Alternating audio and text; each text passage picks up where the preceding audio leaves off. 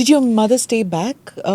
So my mother, luckily, as Christine mentioned briefly, we are Baha'is. And the Baha'is, unfortunately, under the current regime, are very, very, very heavily persecuted. And my family also, because they were known as Baha'is. And we convinced my mother, just in the early days of revolution, as long as still Baha'is could travel overseas, to leave Iran. And she came and joined us. In Turkey? No. In the meantime, we were in Switzerland. Turkey was just in the from 1955 to 1961. Okay. So she came and joined us. But basically, a large part of my family are Swiss. Okay. They went. My sister had married in 1972. We all studied in Switzerland, so she came and joined us. We were lucky we could save her. But in our family, we had two tragedies, two very deep tragedies because of their faith. My brother, but first Christine's father, they were both, Christine's father, who was, as Christine mentioned, a very respected and loved professor of medicine, he was assassinated because of his... I don't know if you want to elaborate a little. No, I can mention because he was one of the leaders of the Baha'i community, and he was known, and he could have not been arrested because there would have been protests. He basically trained almost really 80% of all doctors were his students in Iran. They would have not. So he was very dastardly assassinated in his practice in 1981. He was shot? Yes. Actually, it was during the Iran-Iraq war.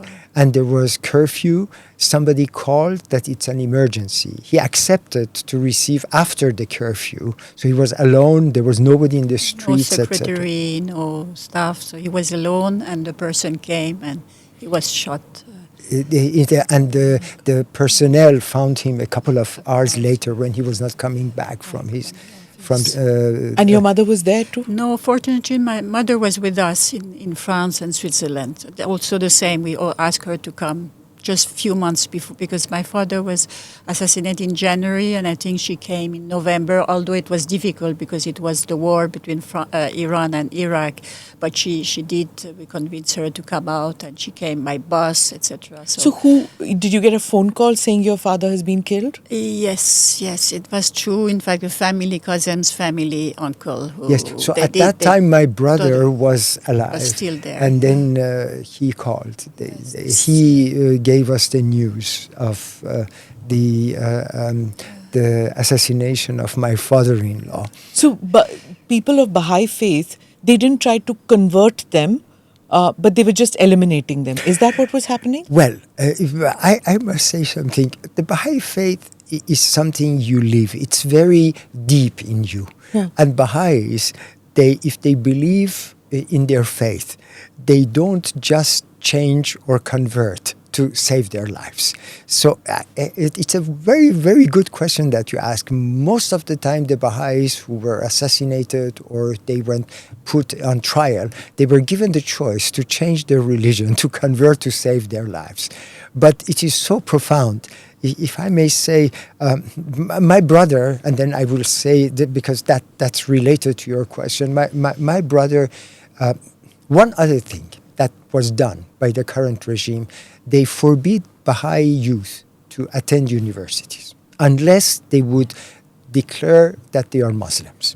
So in the entrance forms of universities, there is a religion column, which is very different from India. When you get an Indian visa, I got now, when you go, among the choice, you have Baha'i. Oh. Yes, so you can cite you are Baha'i, you are Zoroastrian, etc. In Iran, they give you only it's Islam, Christianity, and Judaism, and Zoroastrianism. These are the four choices you have. Nothing else is accepted. And if you don't cross, for Baha'is, this is their faith. They are ready to give their lives for it. So they don't play that game.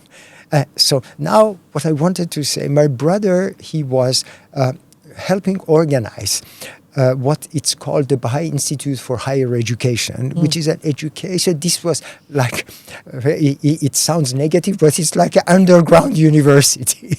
Okay. It's a self-help university of the Baha'i community. So Baha'is who had degrees, they would teach young Baha'is at homes, online, or in small groups. You know, somebody who had a doctor in chemistry, he would teach chemistry, etc. Amazing. That's God's own work. Yes.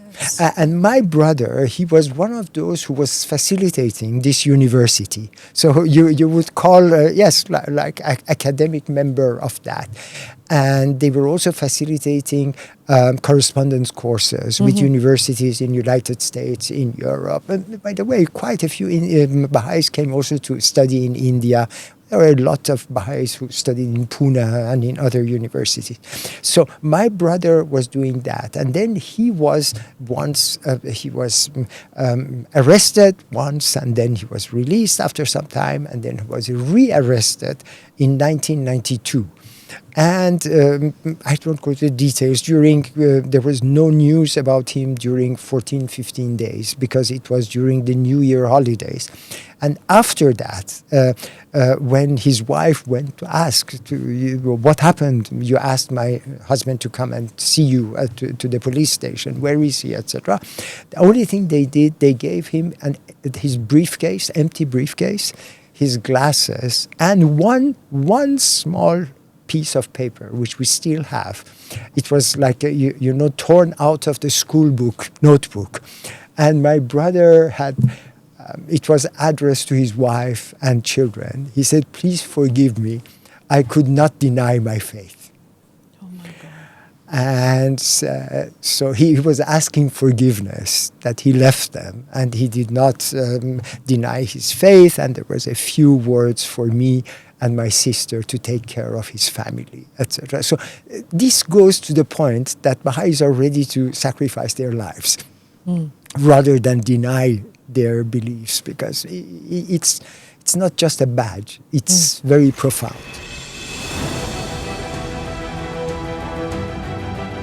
Namaste, Jai Hind. You're watching ANI podcast with Smita Prakash. अगर हम उसको मस्जिद कहेंगे तो फिर विवाद होगा। The issue is टूटा है क्या भारत? 400 पार का मतलब ये है कि संविधान खतरे में है। क्या हम लोग ये निर्देश देते हैं कि फला को गिरफ्तार करके जेल डाल दें? वही तो कह रहे हैं सब। ये बेबुनियाद निराधार आरोप। सच्चा सुनना चाहो देखो स्मिता प्रकाश ANI, it does not lie.